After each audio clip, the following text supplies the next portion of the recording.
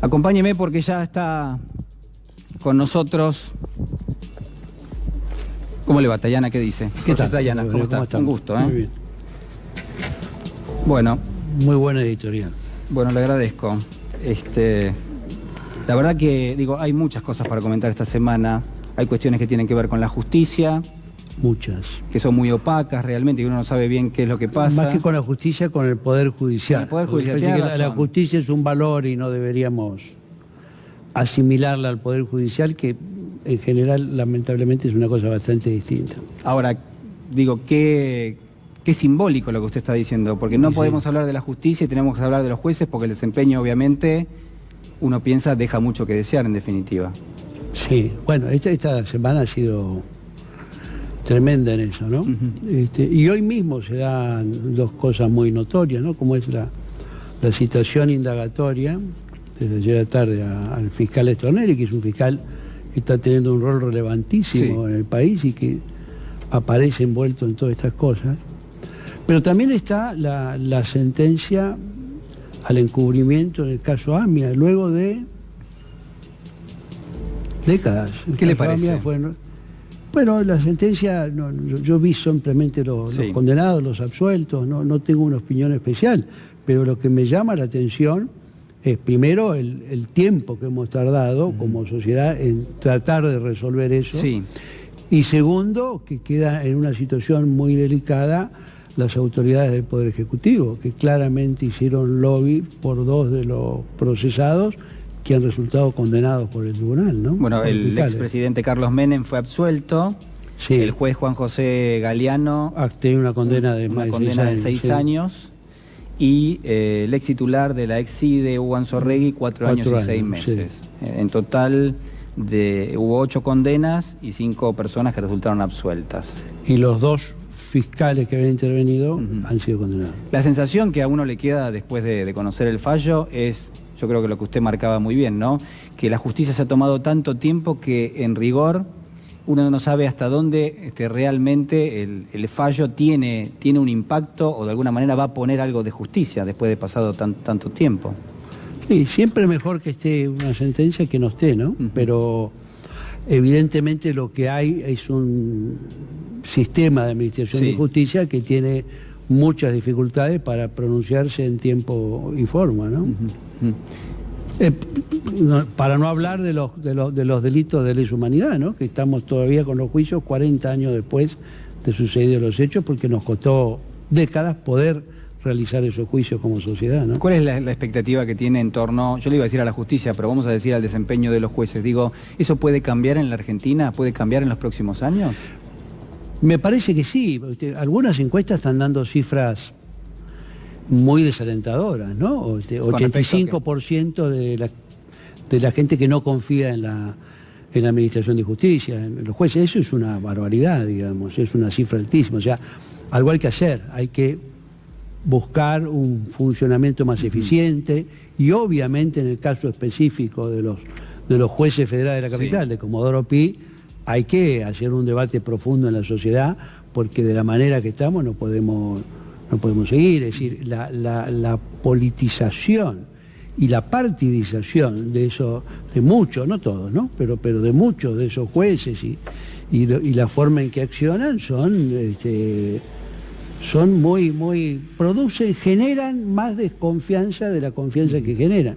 Y eso estamos hablando de un poder, pero tenemos varios poderes con complicaciones de legitimidad, ¿no? Tenemos un sistema de representación política que también tiene cuestionamientos y que no está funcionando eficientemente. Hay cuestionamientos a los liderazgos políticos, los partidos están en crisis, tenemos cuestionamiento a muchas instituciones, no digo nada para el Ejecutivo, pero eso es más a través del voto, y me parece que la profundidad de la crisis que estamos viviendo se hace más severa si tomamos en cuenta que muchas de las instituciones básicas, tanto del Estado como de la sociedad, no están con mucha espalda para aguantar, ¿no?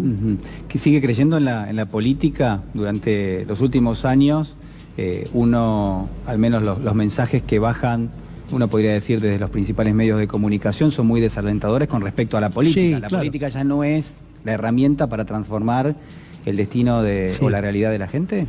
No, eso es lo que quieren que creamos los que tienen el poder y que quieren desalentar que pueda haber. Yo creo que la política es el único instrumento que tiene la mayoría, que es la gente de a pie, los trabajadores, las personas sencillas, los que viven cotidianamente su trabajo, es la única herramienta que tienen realmente para tratar de transformar una sociedad. Y entonces el bombardeo a la política, el auge de la antipolítica, el desprestigio de la misma, creo que está bastante ligado a aquellas propuestas conservadoras que quieren mantener el statu quo y que se oponen a los cambios.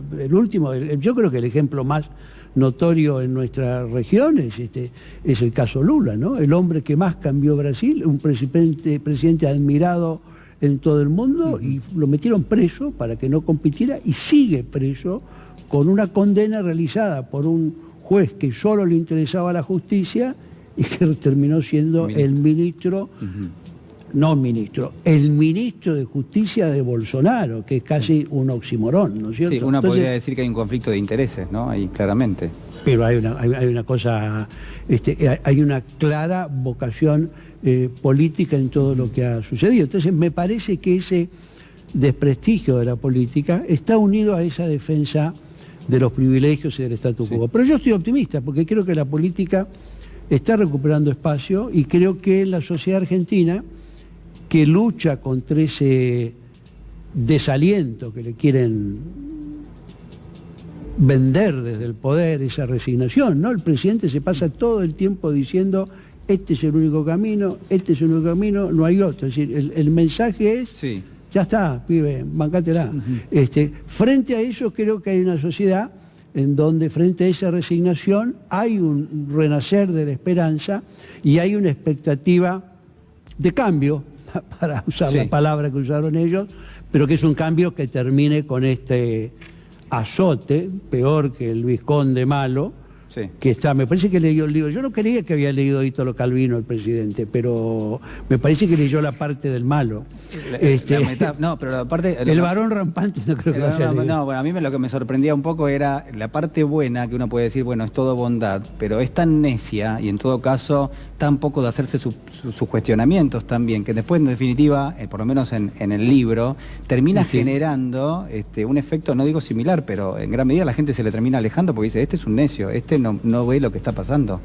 Cree que es todo fantástico, ¿no? En definitiva. Sí, yo creo que del discurso él tomó más la palabra hipocresía, ¿no? Me parece que sí se ven las cosas que están pasando, solo que no se le quiere dar la relevancia que tienen. Y la verdad, esto es subjetivo, pero yo no creo que haya abrazado al trabajador por empatía. Por empatía, sino para que no siga hablando. Me parece que es una cosa mucho más sencilla y sobre todo si ve uno de los ceremonial que se movían para tapar la cámara. Como hacen los boxeadores cuando están... Cuando están mal abraza. Terminan abrazándolo. Claro. Me parece. Usted, además de ser diputado del Parlasur, fue canciller, es sociólogo. Sí. ¿Puedo apelar a sus conocimientos de sociología? Bueno, hay un problema. Acá está uno de mis maestros, así que por eso después Horacio fue profesor mío. Así que todas las tonterías que yo diga, le podemos echar la culpa. Le vamos a pedir la calificación después. Bueno, quiero pedirle un acercamiento a lo que está pasando. Digo, ¿cuál es la observación que hace? ¿Qué hay en la sociedad argentina en este momento que no había quizás hace 3 años? Y en todo caso, ¿qué persiste en la sociedad argentina? Digo, ¿cuáles son los problemas que tienen hoy los argentinos en función de lo que usted ve? Bueno, ahí voy a mezclar cosas, pero primero, estamos en un momento de mucho cambio en todas partes, ¿no? En el mundo, también en la región, y eso se nota, es un periodo... ¿Eso es permeable en la Argentina también? Sí. Sí, porque es un periodo de más incertidumbre y es un periodo con tensiones, ¿no? Tensiones geopolíticas, dice usted. Sí, tensiones y fricciones y conflictos que son muchas veces violentos. Acabamos de ver un conflicto violento entre 2 países que tienen armas nucleares ayer, entre la India y Pakistán.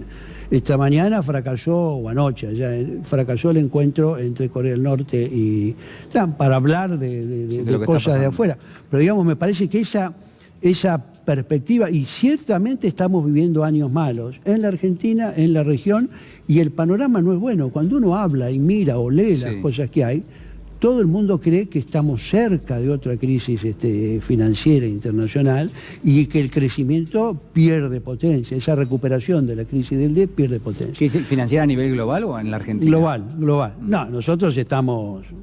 No, bueno, una crisis financiera a nivel global le va a pegar a la... Le va a pegar, pero nosotros que estamos cocinados ya de antemano, y el gobierno nos deja... No, más que vulnerables, somos crónica de un conflicto anunciado. El gobierno ha hecho un endeudamiento y ha asumido un compromiso de pago que solo tiene la palabra como mínimo renegociación por adelante. Usted dice que va a llegar un gobierno a fin de año que va a tener que sentarse frente al fondo y va a tener que renegociar la deuda. Bueno, así como está, los números no dan, eso lo dicen los ortodoxos, los heterodoxos, los de izquierda, los derechos. O sea, el gobierno nos ha dejado o va a dejar una situación, una Argentina que, como se arregle, no va a ser sencillo ni fácil.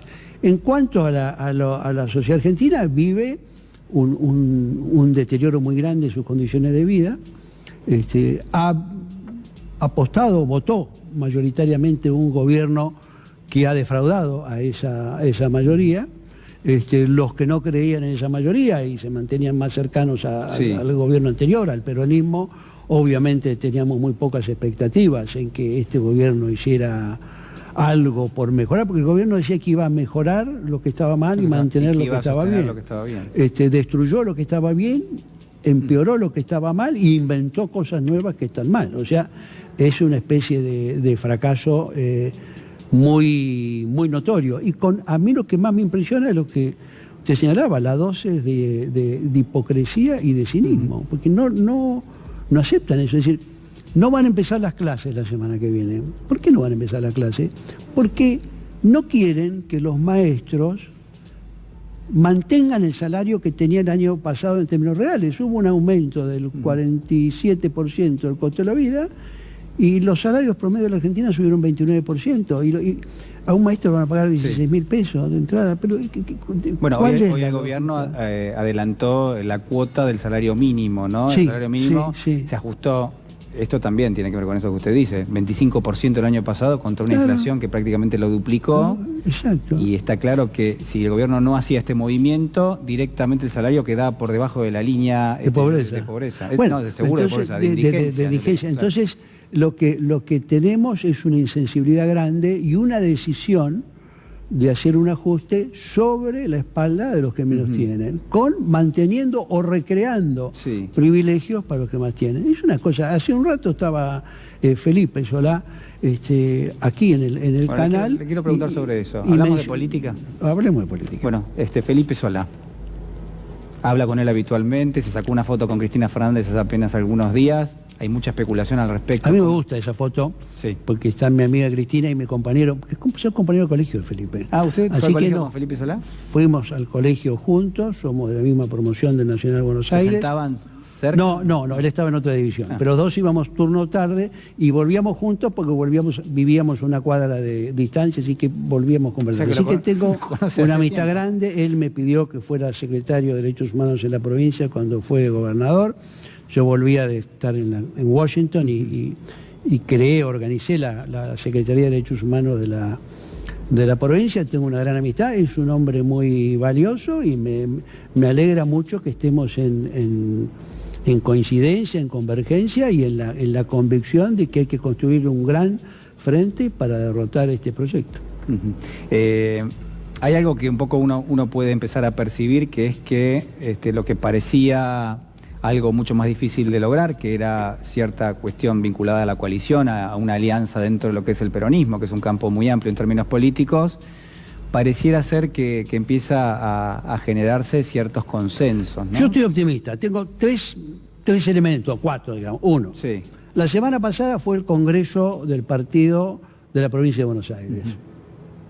Fueron 752 de los 1000 y algo congresales, es decir, es mucho. Y había un clima realmente de confraternidad, de amistad, de buena onda, de optimismo, de decir, bueno, trabajemos juntos, vamos a hacerlo bien. O sea, eso fue un hecho positivo. Después eso fue el jueves. El viernes fui a Neuquén a acompañar y apoyar a Río Seco y a Darío.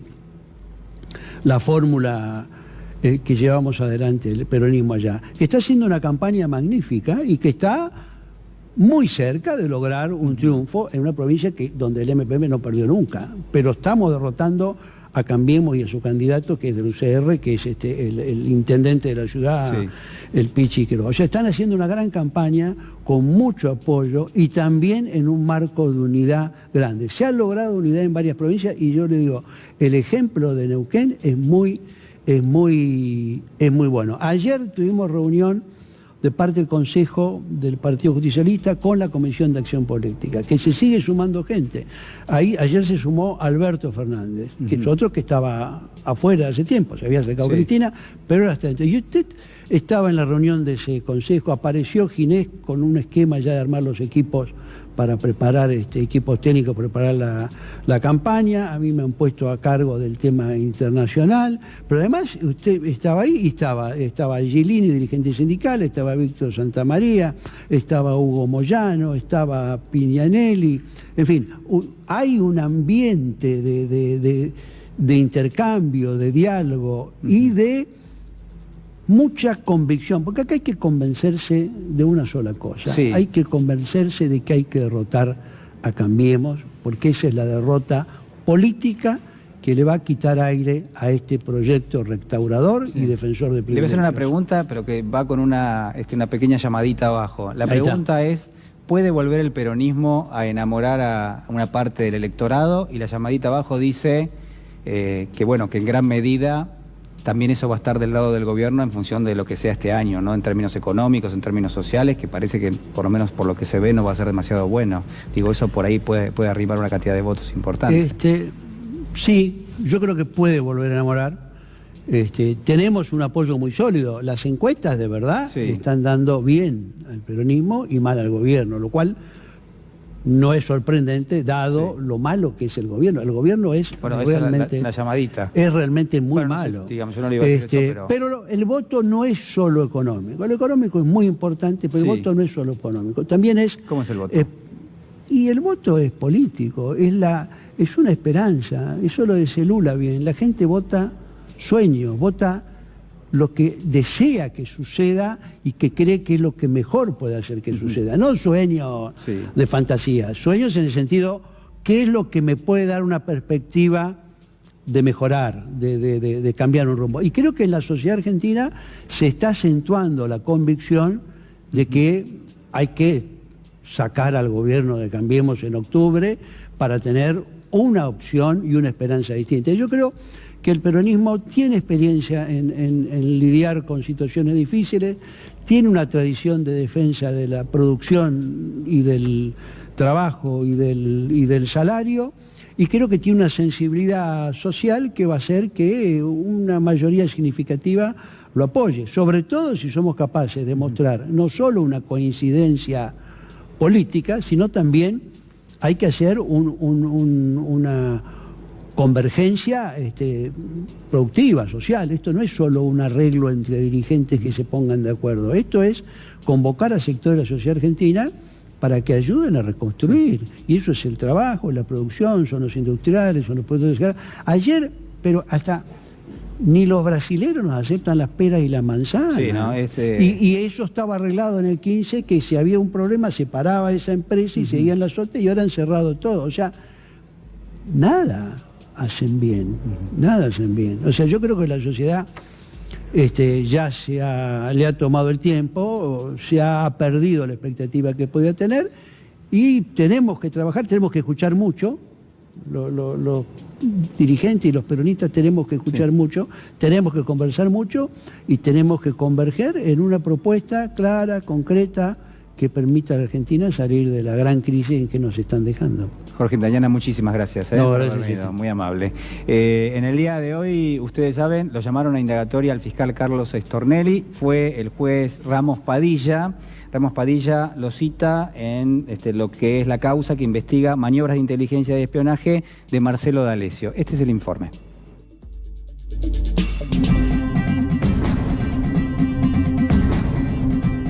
Es un poco incómodo hablar cuando la gente está presa, por un tema de respeto, ¿me entiende? No por un tema de compasión, un tema de respeto. Yo le voy a explicar algo, le voy a decir una cosa.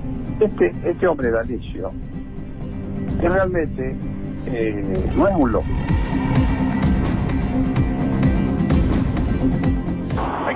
Claudio, algo hay que hablar con Sebastián, y obviamente acá el compañero, queremos que sea gobernador. La primera cuestión que resuelve el juez Alejo Ramos Padilla es dictar la prisión preventiva y procesar a Marcelo D'Alessio como responsable, o sea, como responsable en una asociación ilícita y como responsable de hechos de extorsión. Se preguntó directamente sí, porque no yo tuve... lo conozco a D'Alessio. Mirá, a mí hace cosa de 1 año y medio me lo presentó Daniel Santoro. Él refirió que había sido funcionario de NARSA, cosa que es cierta, Sí.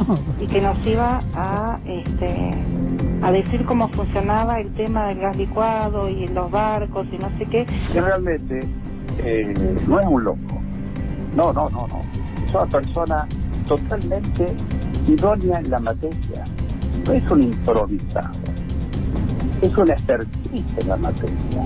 La verdad que es una operación muy compleja de entender. Me habré reunido con él 3 o 4 veces en mi despacho. Él me llamó el viernes pasado, el viernes ese que salió la nota del cohete en la luna. De Horacio Berbisky, sí. Sí, ahí me llamó, estaba muy nervioso. Es notable cómo ha resistido todas las presiones, ha avanzado con la investigación y ha dictado el procesamiento de D'Alessio y le ha vuelto a remitir al interino a cargo de la Procuración General, Eduardo Casal, todos los elementos sobre Stornelli, porque me parece que la situación de Stornelli es absolutamente insostenible. Cuando me dice, y el compañero tiene que ser gobernador, ahí me terminó de caer la ficha. Claro. Y dije, estos tipos se están juntando con esto de los bonos, y los tipos están juntando ahorita para la campaña. Todo lo que hacía, todo, créanmelo, yo estuve 40 días en la mira de ese hombre, me subestimó a mí. El pesar de que yo era un viejito inepto o que me tenía atemorizado, es verdad que yo sentía el impacto, pero yo tenía un objetivo que tenía que defenderme. ¿Llegó a poner dinero en efectivo? ¿Llegó a pagarle? Sí, en 2 oportunidades. En realidad, la primera vez $9.700 y después $5.000. ¿Y él siempre hablaba en nombre de Stornelli? Él siempre habló en nombre de Stornelli.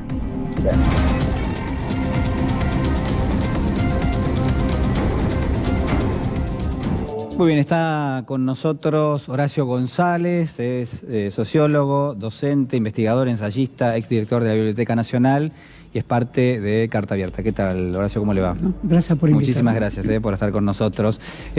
Hablábamos hace un minuto con Jorge Tayana un poco del rol de la justicia y de los jueces. Estábamos viendo recién el informe vinculado a lo que es en este caso, todavía no se lo llama, pero probablemente se va a llamar el caso Stornelli, ¿no? En definitiva. Y quiero preguntarle por eso, ¿no? Por el rol de los jueces, la justicia, los medios y en general cierta situación de opacidad que estamos viendo permanentemente.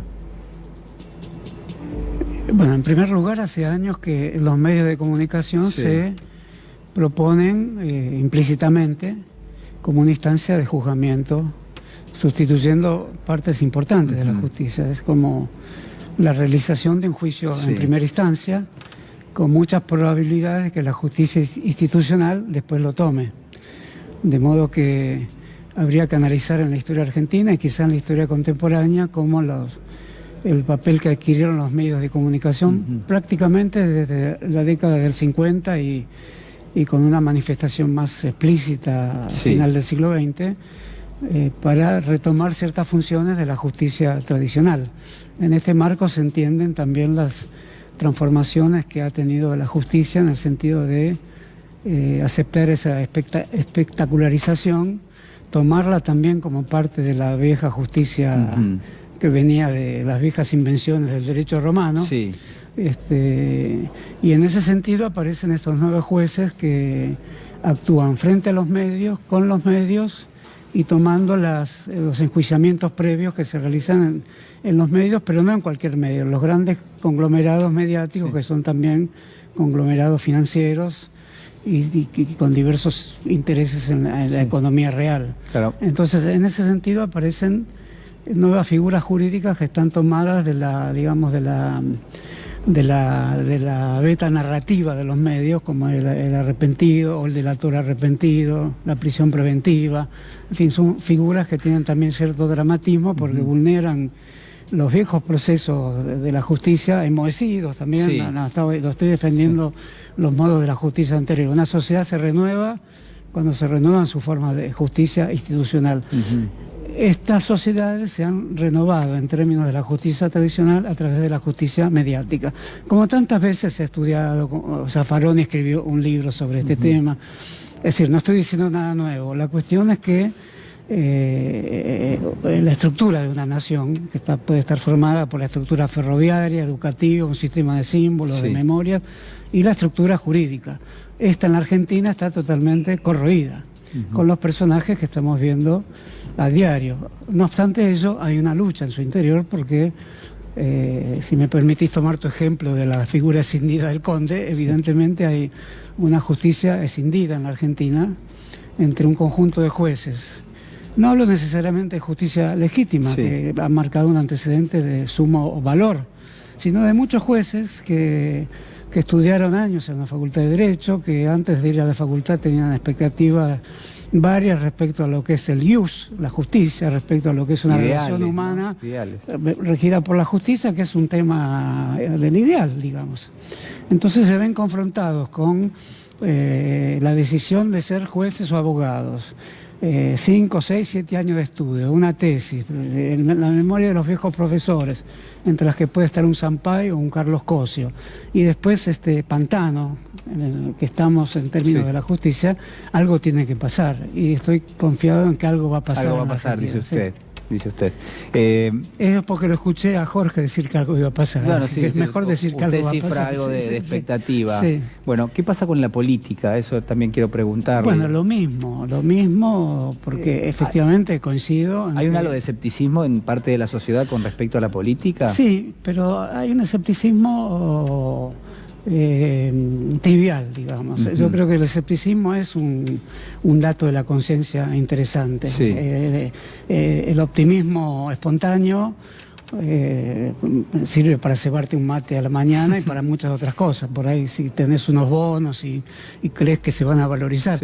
Pero ese optimismo espontáneo tiene un optimismo más severo, y hay un núcleo misterioso de escepticismo que todo ser humano tiene que conservar.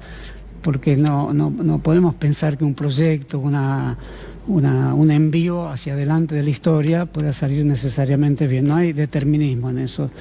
El escepticismo es el papel de lo contingente que somos y de lo azarosos que somos como personas. Dicho esto, me parece que hoy en la Argentina hay posibilidades de repensar la política como un lugar más eminente, ¿no? Como un lugar de la rosca, digamos, para decirlo con una claridad espantosa. Es decir, como también se llama político a la conversación sigilosa, y no me parece mal, tiene que haber un momento de sigilo, incluso tiene que haber un momento de secreto, pero eso después tiene que abrirse, y esa apertura... Usted hace una diferencia entre la política y lo político, ¿no? De alguna manera. Sí, hagamos esa diferencia, porque la política es una política institucional, prácticas, digamos, y lo político atraviesa dramáticamente un conjunto de valores, y esos valores son los valores que uno cree que existen, digamos, los grandes valores abstractos: igualdad, fraternidad, los de las revoluciones que conmovieron al siglo XIX y al siglo XX, y cuando uno los atraviesa percibe que puede no ser el personaje más adecuado para sostener esos valores, o que esos valores son demasiado abstractos para trabajar políticamente con conglomerados humanos. La política es verdaderamente un drama, porque uno cree... Es habitual escuchar al político decir: con esto no alcanza, pero es el político tanto tradicional como o los nuevos tipos de políticos que uno quisiera, que dicen esto no alcanza. Eso está bien, porque yo diría que en la política casi nunca nada alcanza. Si uno entendiera eso, es posible que se haga una mejor política y no una política escéptica o una política... Es una demanda permanente, dice usted. Es una demanda permanente, y eso lo demuestra la historia de nuestro país contemporánea, lo demuestra este ciclo, este ciclo cortado como por vendavales. No hay continuidad en la historia argentina. Tanto no la hay que este segmento de este gobierno es un gobierno se da muchos lujos que pueden costarle caro al país, pero creo que en primer lugar le va a costar caro al gobierno. ¿Lujos como cuáles, dice usted? No, omitir la complejidad que tiene la historia nacional. Omitir sus rostros, sus figuras, omitir sus nombres, omitir sus blasones, omitir sus fracasos, sus derrotas. O sea, es un periodo, dice usted, histórico total. Es un periodo histórico, un periodo de la historia sometida a un detritus, por supuesto, no digo que no sé... ¿Por qué el gobierno no hace énfasis en la historia? ¿Por qué el gobierno no planta una situación, por ejemplo, digo por citarle un caso que tendría que haber hablado con Jorge Tayana, el caso Malvinas, digamos, ¿no? Porque parece cambiar la posición de la Argentina con respecto al reclamo de las Islas Malvinas. Bueno, el caso Malvinas es una prueba, y te diría que Venezuela es otra prueba, es una prueba para todos, porque efectivamente... uno, como estoy yo a prueba acá con vos. Yo no le voy a tomar examen a usted. Usted le toma a Jorge Tayana. Sí. Eso me pareció curioso que recordara eso, Jorge, ¿no? Yo le tengo mucha estima. Fue alumno suyo, ¿no? Sí. Estamos hablando de los años 60, ¿no? La prehistoria argentina estamos hablando. El neolítico inferior. Bueno, no tanto. Y me parece que nos pone a prueba a todos, porque efectivamente las Malvinas fueron parte de la expansión del Imperio Británico, que hoy no está el imperio. O sea, el valor que tenían las Malvinas para el Imperio Británico fue muy discutido desde el siglo XVII, cuando fueron incorporadas a la expansión marítima de Inglaterra, que ocurrió un siglo antes más o menos, y fue muy discutida por las cortes inglesas si valía o no valía. El gran asesor de Jorge III, creo, Samuel Johnson, que era el gran crítico de Shakespeare, le gustaba mucho a Borges, ¿no? Sí. Ese Samuel Johnson. No se sabe lo que le gustaba a Borges, que lo citaba mucho, lo citaba permanentemente. Borges no sabía cuál era su gusto, me parece a mí, ¿no? ¿En serio? Dígame. Sí. Bueno, ahora le pregunto sobre eso. Terminemos lo otro. Me puse yo mismo en un problema. Sí. No, la declaraba unas piedras frías que no tenían valor. Es decir, había un siglo, el siglo XVII, en que no tenían valor. Podían ser de Holanda, de España. En realidad, desde el punto de vista de la historia territorial, la geopolítica, las ocupaciones que definían qué era el planeta, son de España y las hereda la Argentina. Sobre eso hay una documentación irrefutable. Claro. Ahora, la historia se compone de la refutación de las documentaciones irrefutables. Eso diría que es la historia. Claro. ¿Y la posición de la Argentina? Frente a esa documentación, es absolutamente estudiada por muchísimos historiadores. Para el imperio, la marina, la armada inglesa, no es nada esa documentación, la establecen los cañones. Y hoy las Malvinas, por ser un centro militar y un centro estratégico desde el punto de vista económico, y mira hacia la Antártida con vistas a la reformulación del Tratado de la Antártida. Recuperó valor para el Reino Unido. Tiene un valor que no tuvo en los siglos anteriores. Claro. Entonces ahí se prueba un poco cómo se tiene que reformular la nación argentina. Yo concibo la nación argentina con las Malvinas. Ahora, para que eso ocurra, tiene que haber no solo un gobierno que no sea el de Macri. Eso está absolutamente claro, porque para Macri las Malvinas se llaman Falkland. No escuché que les dijera así todavía, pero evidentemente... No, sería grave, pero bueno. Por eso digo, la deshistorización, que es un poco el neoliberalismo, pongamos igual... deshistorización. Si historizas, te metes en problemas.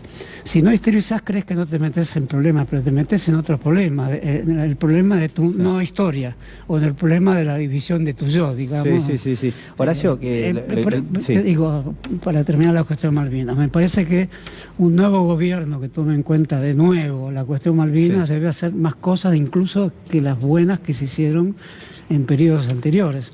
Es decir, hay que trabajar específicamente con el núcleo pequeño de la población malvinense que tiene otro idioma, otra religión y odia a los argentinos. Ahí tenemos una cuestión que involucra la historia argentina inmediata, incluyendo esa guerra que hoy dejó rastros innegables en la memoria de todos nosotros.